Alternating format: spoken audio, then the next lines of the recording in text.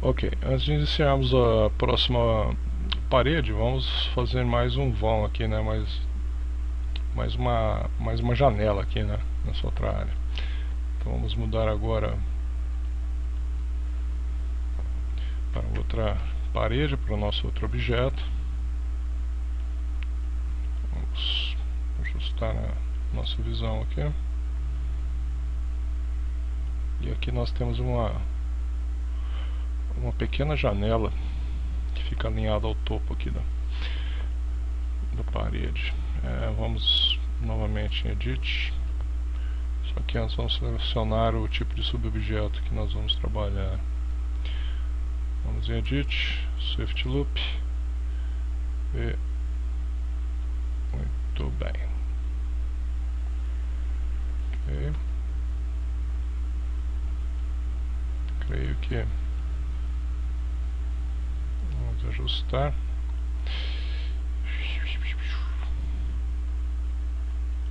Usar um loop. Ajustar o centro.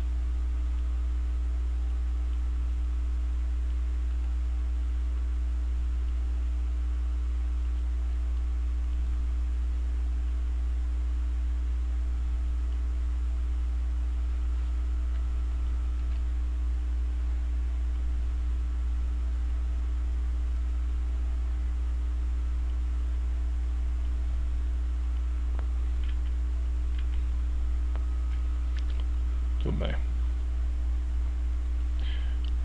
Vamos repetir o processo semelhante ao das vezes anteriores, que criamos deletamos os vãos, né? Então vamos selecionar a nossa área aqui, Alt X, sair lá. Vamos em F3.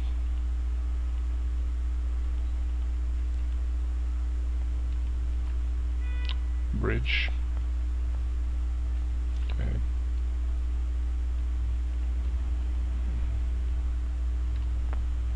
Mais uma vez bridge. Mais uma vez bridge.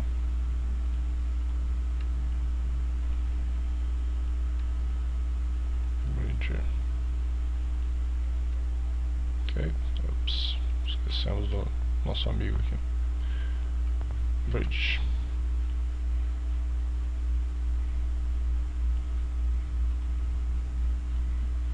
Muito bem.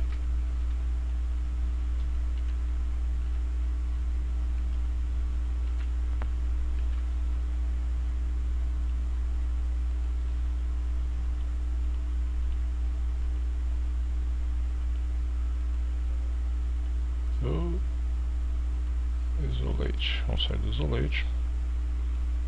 Também não vamos mais precisar desse plane. Vamos dar um Hide Selection nele.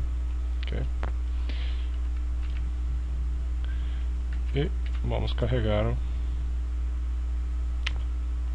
o próximo plane, que é onde teremos a vista do outro lado, ok?